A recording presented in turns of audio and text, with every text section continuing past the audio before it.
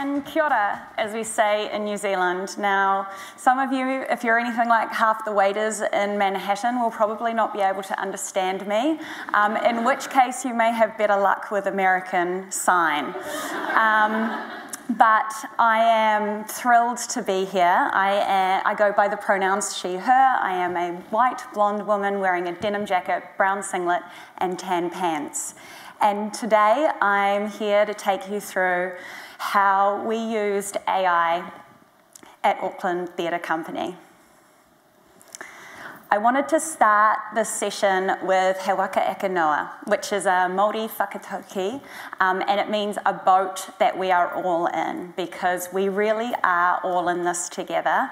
There are no secrets. I'm going to be very open with the experience that I went through, because using AI was not about just pulling some fancy tools from a toolbox and playing around with it. There was a real reason why I needed to do some things differently. So as we all get in this boat together, I will start with a bit of a story, and it starts with who I am. I am a Kiwi. I live in Auckland, New Zealand. I was the head of digital for the Australian Ballet while I lived in Melbourne for 8 years. And then during COVID, I was asked to come home and be the marketing director for Auckland Theatre Company, where I lead a team of about 6.5 people across box office and marketing and publicity and corporate sponsorship and design. So it starts with, and you will probably all be familiar, if you're working with artists, there is this wonderful tension between what an artist wants the poster to do for them and what marketing wants the poster to do for them.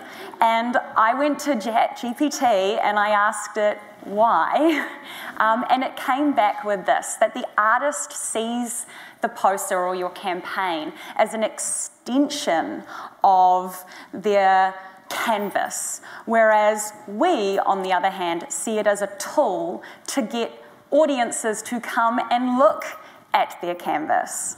So we're trying to sell tickets, they're trying to extend the art, and therein of itself lies the tension. So I'm going to address the elephant in the theatre, which is to say that we are on the precipice of a new era. Nearly every speaker these 2 days has spoken to that. It does not fall on deaf ears with me. And when I started this journey 18 months ago, and AI was very new and very unspoken about, it was something that was on the back of my mind at the time as well. However, just like we are using other tools, I see this as a chance for us to elevate what we're doing, and I am using it to support also the artists that I'm working with. So with that, I hope that you will indulge me a little bit as I want to take you back 18 months ago when I was freshly headhunted to go back to Auckland, and my first task was to bring in a new corporate sponsor, a new creative agency that was going to help us rebrand and sell our shows to a bigger, broader audience. And so to do that, I found this agency, True.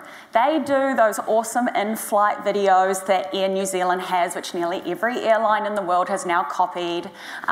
They did Ghost Chips. That was a really amazing anti-drinking campaign that actually went viral globally. And I scored them as our campaign partner to support us on creating incredible campaign artwork, which was going to ensure that Auckland Theatre Company was like written across the cultural landscape of Auckland. They told me that they had 3 things that they needed. They needed fame, fortune, or fun. And this story ends in them coming to me and saying, well, you weren't giving us fortune, and we're not really able to submit any of this stuff for awards because you're not big enough on the international scale. And in terms of fun, it wasn't fun. So I didn't realise it, but in bringing on this amazing agency, I had put myself in the middle of a conflict of interest. I was serving the artists in extending their canvas. I was serving the box office by trying to drive as much ticket and audience appeal for this campaign as I possibly could. And now I was serving this agency in trying to make it fun to work with us. And it put everyone in the whole process under a lot of tension. So I should give a little bit of context that New Zealand had a very extended COVID experience. Our Prime Minister went very hard, very quick, and what it meant is that after 7 weeks of lockdown, full lockdown, the whole country, we then opened up. We had an extended period while the rest of the world was kind of in and out trying to deal with COVID. We were out, we were in this bubble of an island, and it was an absolute heyday. And then Delta came and we shut down again, and this time it was ongoing. So we had a beautiful heyday of where the rest of the world was locked down and we were in freedom, but I landed in 2021 as the new marketing director for Auckland Theatre Company. 6 weeks later, I went into lockdown, and I was now working with a new agency, artists who were stranded at home, and making a brochure. And anybody here that makes brochures knows that I mean, I haven't given birth, but like, I feel like it might be similar kind of pain. So this was my first brochure for Auckland Theatre Company, and we had over 25 iterations of it. The team worked nights, they worked weekends. The agency had to throw out all the concepts, reconcept it based on us not being able to do photo shoots. Then we were allowed to do photo shoots if we got special government exemptions and things like that. It was hard. And what made it even harder is this working between artists and the agency. And the most important thing was that my artistic director said to me, we listen to the artist, which was very different in Australia, where it was like, we sell your work, you listen to us. So I had to completely shift my mindset as well in terms of the way that I was going to be talking to our audiences and talking to my stakeholders. Then 2023 came along, still with the agency. We're out of lockdown now, but this brochure went through 19 versions, and we had more co-productions, which is where we're working with more production houses and more artists who had more complex requirements, and it was getting a lot. My team was getting burnt out, I was getting burnt out. And it just meant that I felt like the cultural landscape here, this agency model, particularly an agency that was working on a pro bono basis for us, mind you, we still actually paid them money, and it was big money for us. It just wasn't working. And so, as you can imagine, I had a meltdown. The agency came to me, they said, this isn't working for us.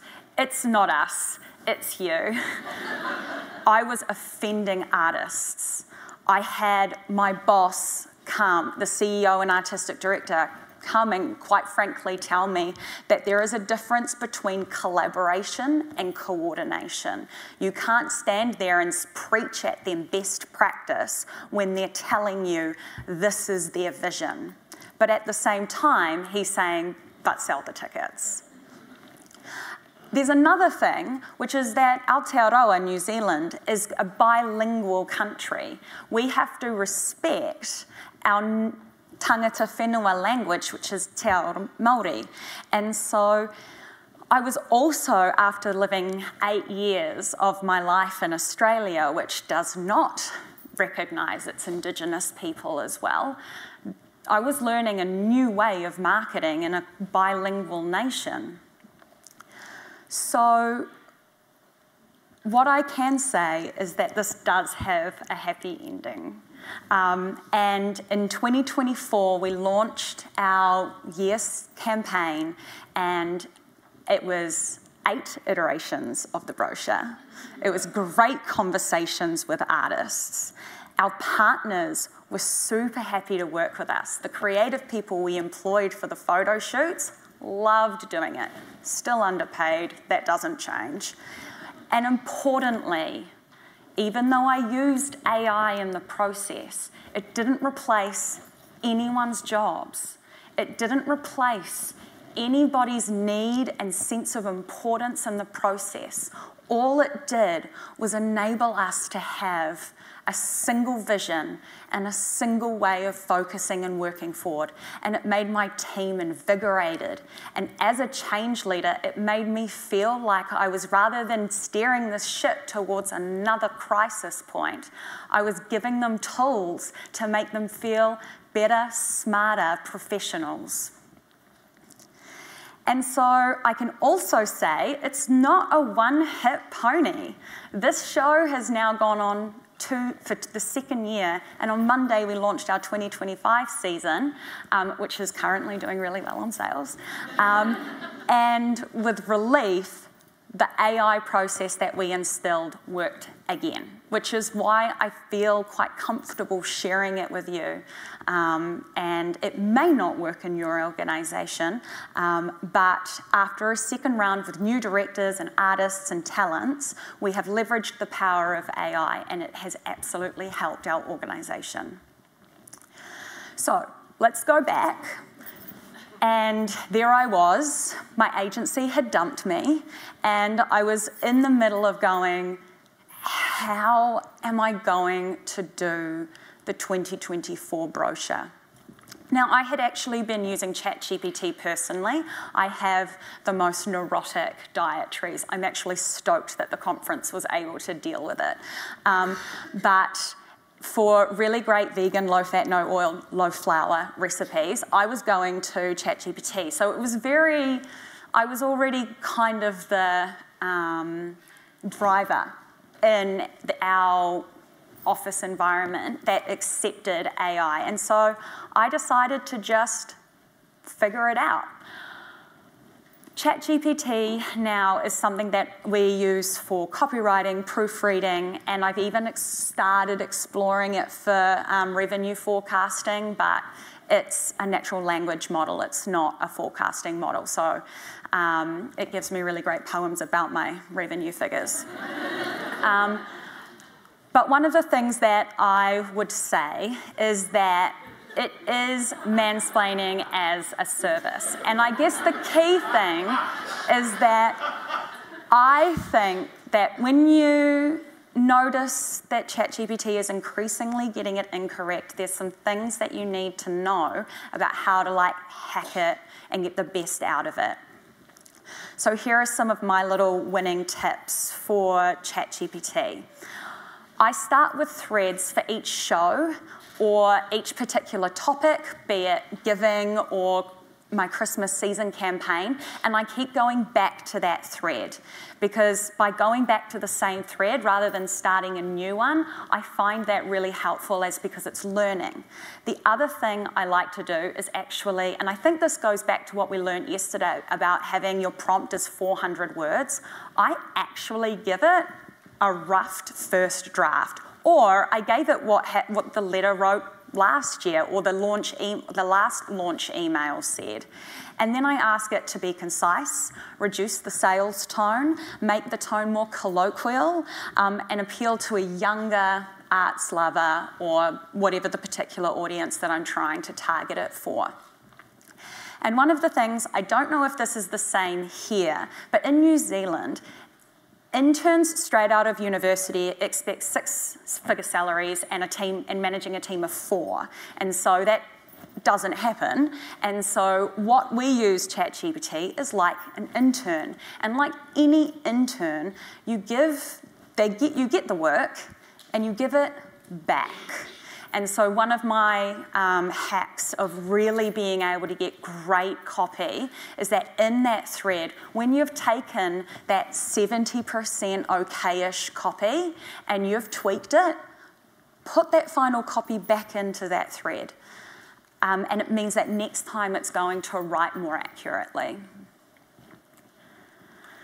So the next one that I used, which isn't super relevant now if you have the paid ChatGPT because you can do PDF uploading, but I used ChatPDF to outsource script reading.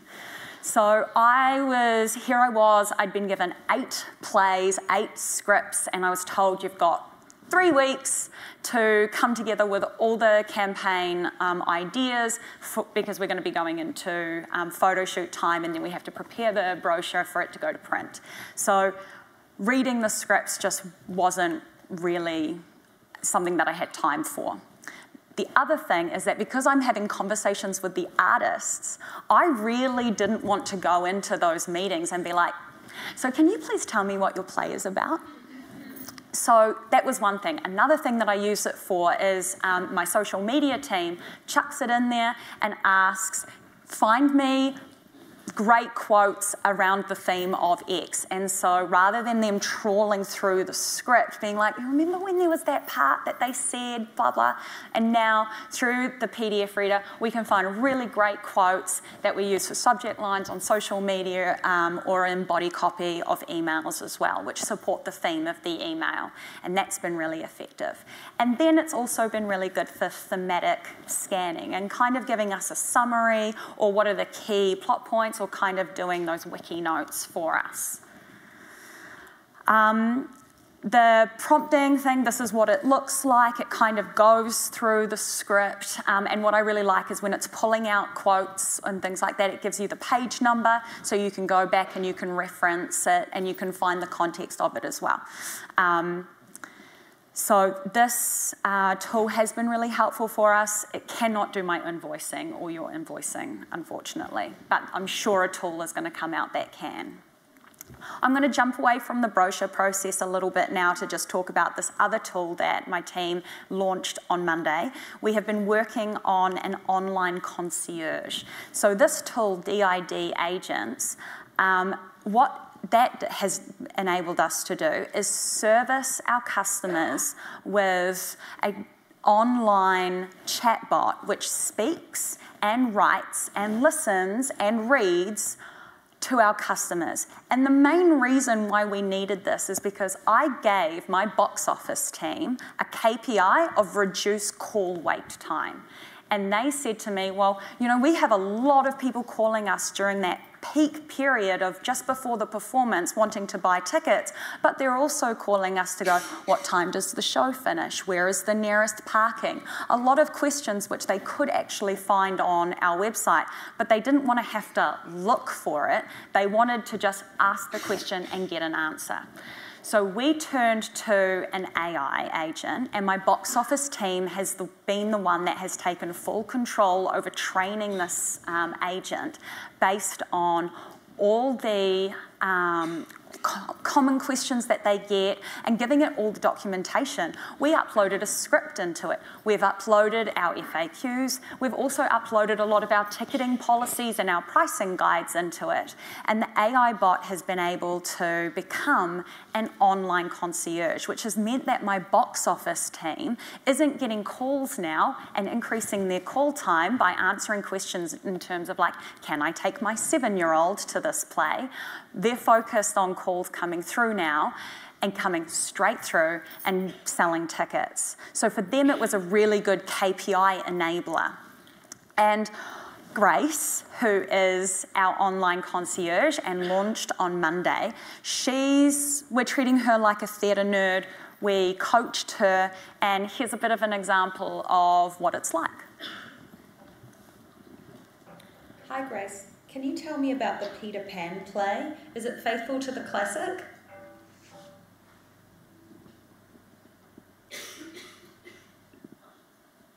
Absolutely. The Auckland Theatre Company's production of Peter Pan is a faithful and inventive adaptation of the classic tale by J.M. Barrie. It's a large-scale and wondrously inventive production that brings delightful twists to the timeless story. The show is guaranteed to delight anyone who's still a child at heart. If you have any specific questions about the play, feel free to ask. Is it a show for adults, or can you bring children too?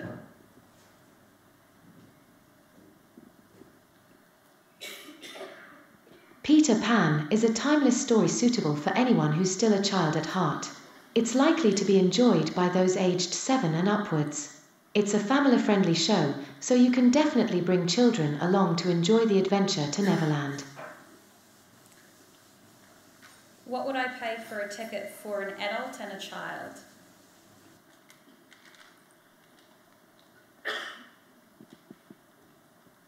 The ticket prices for adults vary based on the reserve. The base prices are Premium, $84, a Reserve, $74, B Reserve, $64. For children, there's a special 30 under 30 offer where tickets are $30 for A and B Reserve. This includes children. If you're interested in this offer, I can guide you how to book these tickets. And so Grace can't book tickets, but she just reduced our call waiting time by answering some of the most commonly asked questions we had about Peter Pan. In terms of how I created Grace, I started with Midjourney, and that's something that I'm going to get into shortly. But it was really important for me that the avatar wasn't just a out-of-the-box Getty-style image, that it was someone that looked like a New Zealander, that actually looked like one of our audience patrons. And then I wanted to make her familiar so that when people went onto our site and they saw this agent on our site, that they knew that it was very much affiliated with the Auckland Theatre Company, and that's our theatre, the ASB Waterfront Theatre in the background. And then we went into DID and we programmed her. There are some things that she absolutely won't answer questions to, and she'll refer people in like exchanges, and she'll refer people to call our box office to do it. And then there are other things where we wanted to program her tone, and also for her to know that she may be talking about shows that have content that may be offensive to some people, and for her to prepare someone before she answers about exactly what that show is about if they've asked for it. So, Midjourney. It's been referenced a couple of times in this conference, and so I'm going to go into some detail because it was something that we used. We're back in 2024 brochure planning stage, and I don't have an agency, and I thought one of the biggest problems that I was having a concept, which was a drawing and a Pinterest board of ideas, and then that was then shown to the directors, that was then shown to the photographer, that was shown to the retoucher, and that was shown for the talent, and it was obviously shown to me. And what that means is that there are about 7 different opinions or visions of what the final piece would be. And when there's 7 different opinions on what the final piece would be, it means that no one actually gets what they wanted. So I found Midjourney because it had just launched. It was an image generation platform, and to this day, it is still something that I find one of the leading image gen AI tools. It's $10 a month, and I found it to be I couldn't even put an ROI in terms of the value that it has brought to our brochure making process. So this is the interface. You operate it through Discord. It's very much, I learned how to use it in half a day, and I cannot do HTML or anything like that, but I can do /imagine, and I typed in what I wanted to create. I typed in the idea, and it gave me 4 options. And some of the options didn't work, and then I just started refining the prompting that I was giving it. I'm not going to go into Midjourney prompting strategies because you can Google it, you can ask ChatGPT for it. There's heaps of references and sources out there, but it became really easy. I mean, you can kind of see this example that I had for one of our plays, which was just poster photography for a play, realistic and modern domestic setting. So you don't need to be a photographer or a retoucher or a designer to know how to art prompt Midjourney. Obviously, if you do have those skill sets, then you can start getting some really interesting imagery out of it. And so by creating these examples, I was then able to take that to the artist, take it to the director, take it to the photographer, take it to the retoucher. And you can kind of see we came with an example of an image that we wanted to have from Midjourney, and then we have our poster that everybody loved, and I had only one round of changes for all of the works with the retoucher because everybody was getting exactly what they imagined. We had the AI rendering, I gave that to everybody, and then we have our poster. Sometimes it was quite wacky, the things that we were having to do. And you could imagine that if you had a Pinterest board of this, you'd be seeing some really different ideas. But by having a concept that came from the AI, we were able to have everybody see the same thing and create the poster with only one round of changes. And then you've got some directors that had a very specific idea of what they wanted. So I'm sitting in my first meeting with this particular Samoan collective, and they said, we want to have a brown Caravaggio dying Jesus. Okay, so I went to Midjourney and I prompted it with exactly what they said, and it gave me this rendering. And when I took that to the artists, they loved it. They said, oh, the flowers down below, didn't think of that, that's great, let's do that. And so we went from the mock-up, which could have been very easy to misinterpret, to our final poster, and they loved it.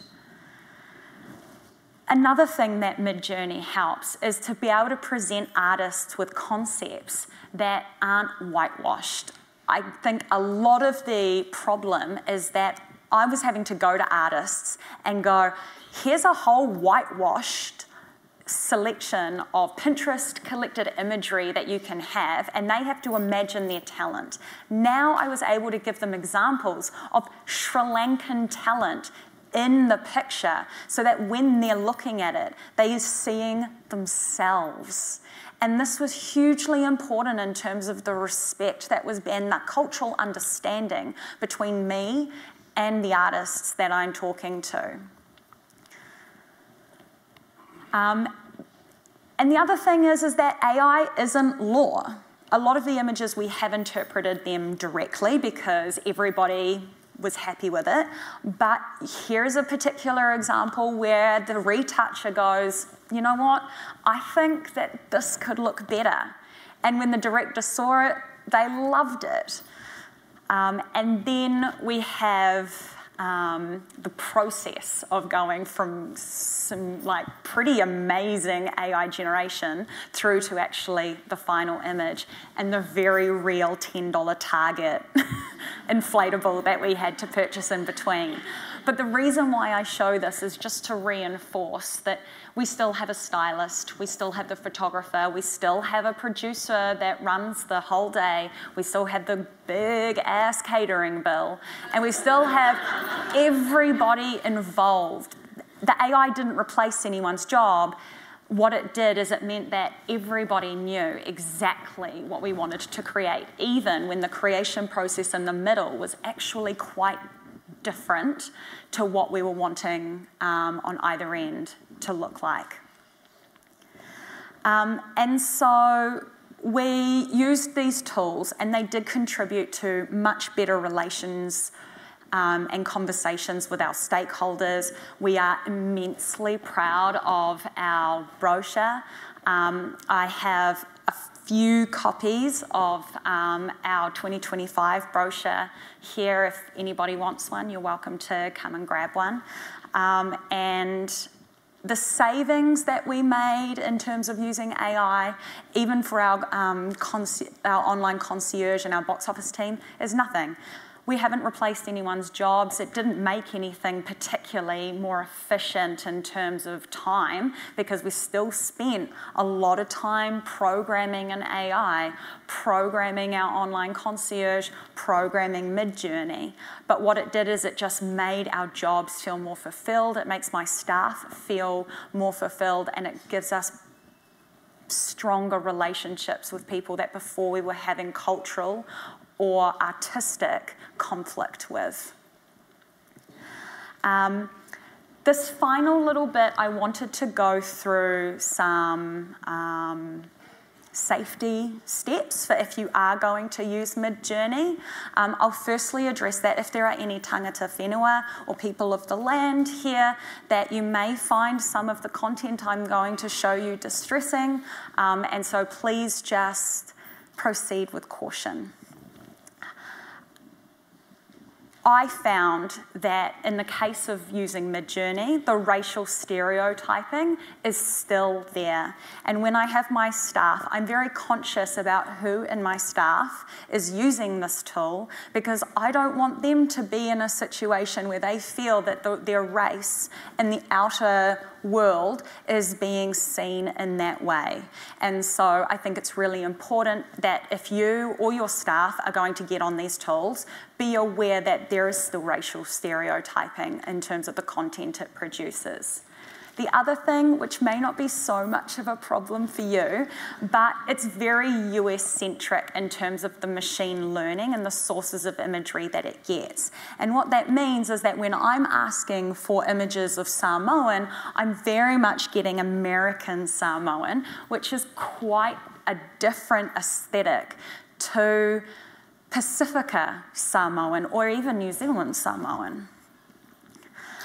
The other one is gender bias, which is something that I am very aware of, but may not necessarily be something that others may see. And so every time I prompted the AI to give me a picture of a Samoan brother and sister sitting together, the brother was always in front.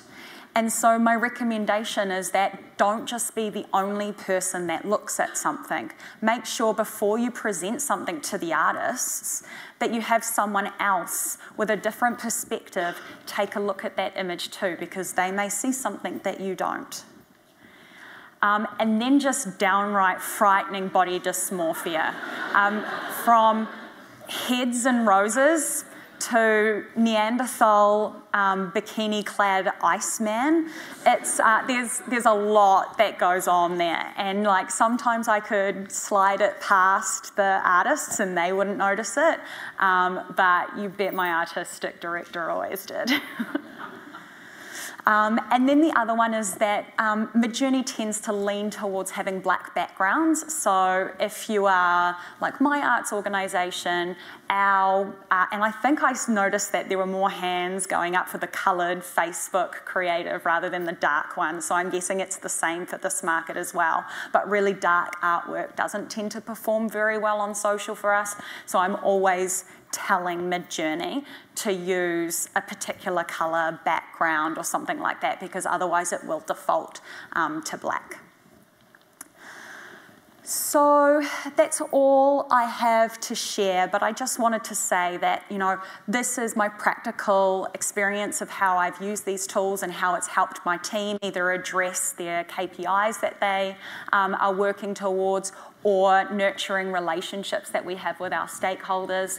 The use of these tools has not replaced anyone's jobs. It has fulfilled jobs. It's made the work more meaningful, more innovative, and it has removed the interpretation that often happens when we work with Pinterest mood boards or drawings or sketches, and that has been immensely valuable for us in bringing an efficiency to the whole process.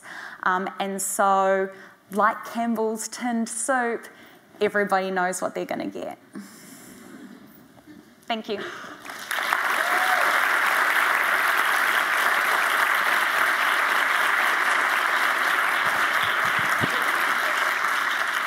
Hey, that was wonderful. My name is Dan Titmus. I am a senior consultant with Capacity Interactive. Yeah, let's have a seat. Definitely sympathize with the waiters not understanding the accents. The number of times I've had to stop asking for water and start asking for water. Huge. So I think first we had just a quick clarifying question. So the final posters you ended up with, they're still created by classic photographers and then touched up, right? Yep. So they're our actors. We're using photographers. We've got a retoucher that then does it. That image that I had of Romeo and Juliet, which was kind of the AI image rendered, and then we had our talent, which are our two lead cast members. We had a crane photographer on top of them. We had makeup artists, stylists. Every single person is still involved in the process. Nice.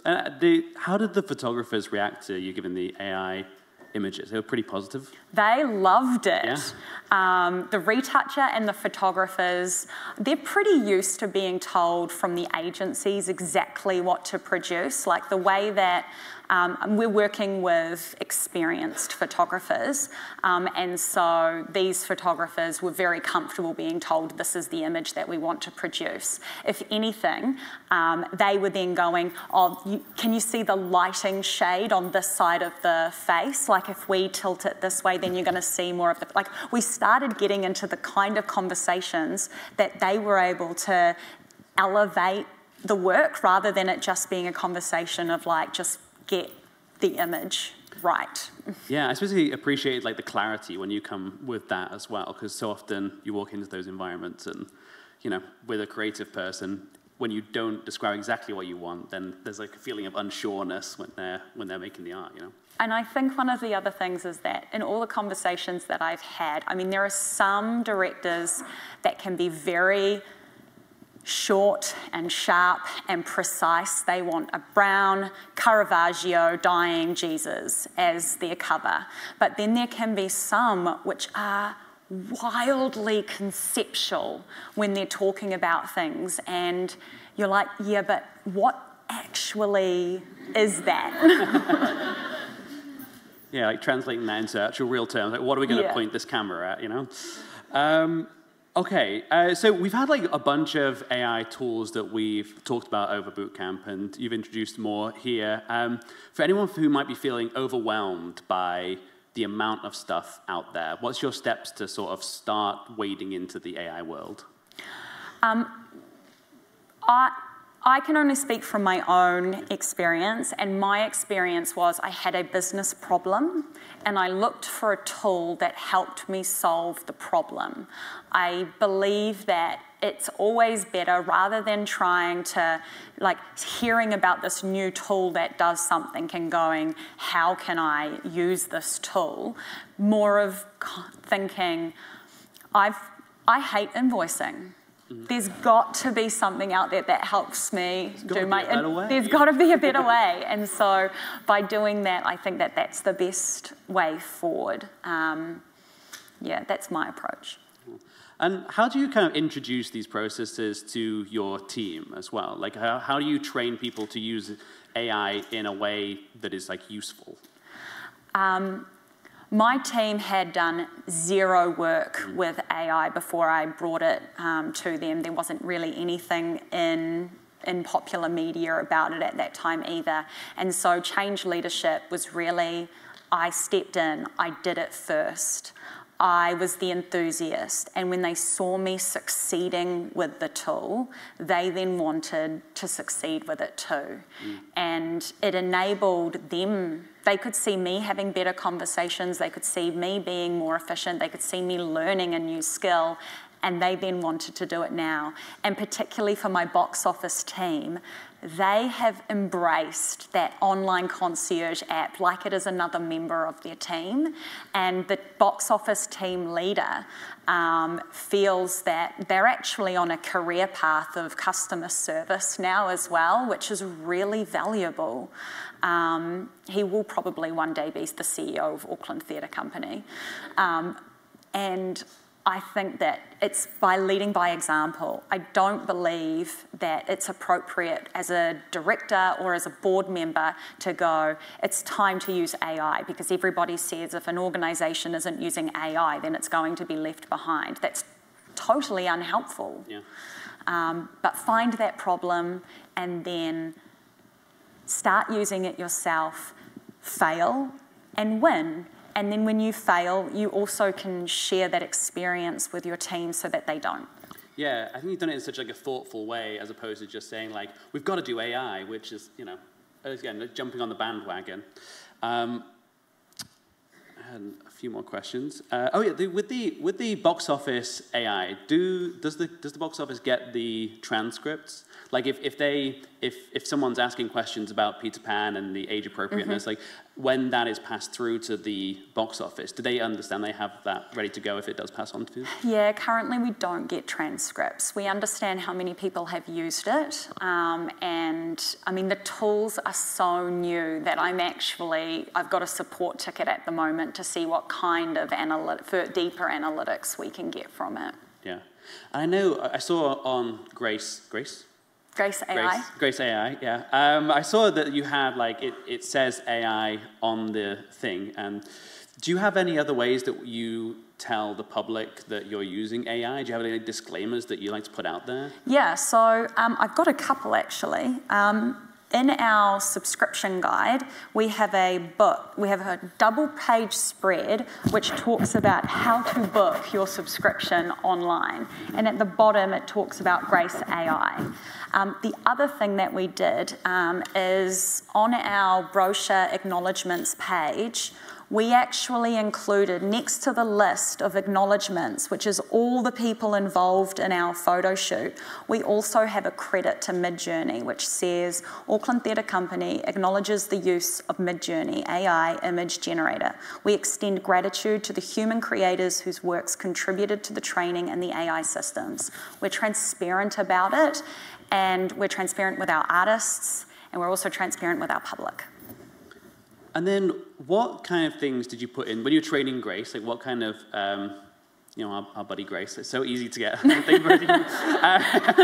When you were training her, you said you added things like theatre nerd. Did you put any like text documents in and other stuff? You said you put the script in. What other things went into creating her? We found the best way to train Grace, even though she is AI and she doesn't take a question and then answer exactly based on that question, to train her, it is best to feed her in a Q&A kind of manner. She is really good at like taking a whole PDF document and understanding and reinterpreting. Like that question I had about the, can I take my 7-year-old niece? And she said, there's a 30 under 30 ticket price. That was the AI part where it went, there's a ticket price here for people who are under 30, and so this question is about the suitability of Peter Pan for a 7-year-old, therefore I'm going to tell them about this price.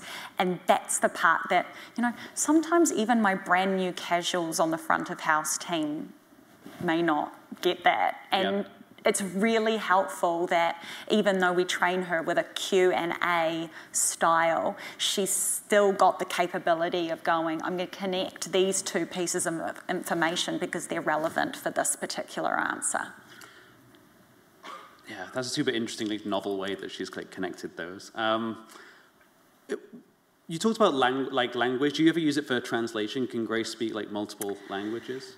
So the only language which is hugely important for us in New Zealand is Te Reo Māori, and unfortunately there's no language models in the world yet that have mastered Te Reo Māori, because we're basically like a decimal point error when it comes to the scale of language in the world. Yeah. So she can't even say kia ora, which is a big problem for us, and especially when it comes to like an inclusion and diversity factor. If she comes down, it is going to be because of that. Gotcha, I understand. Let me see if I have any more questions in the chat.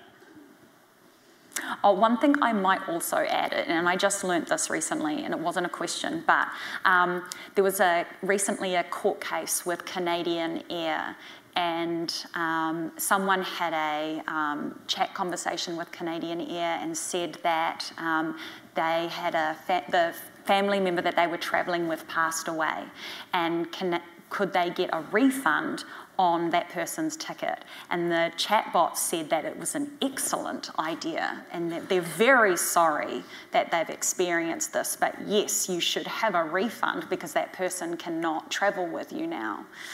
It went to court, and the courts said, no, just because it's not your policy, Canadian Air, if your chatbot says it, you need to honour it. So we have since blocked pricing conversations from being something that Grace talks about.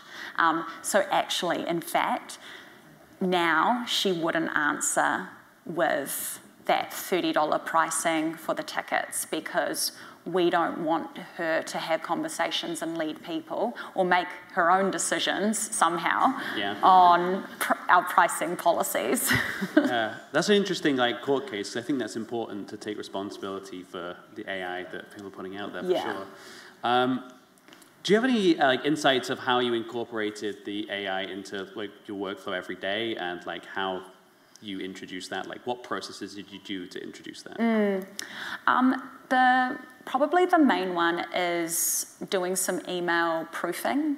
I have some, young members of my team, and they're writing comms for much older demographics, and so the kind of language that we want to use when we're talking to an older demographic is not Gen Z language, and so they have found it really beneficial to be able to write the copy, put this in, and then ask it, be concise, be polite, be affirmative, but don't be salesy, and write this for a 55 plus audience, for example.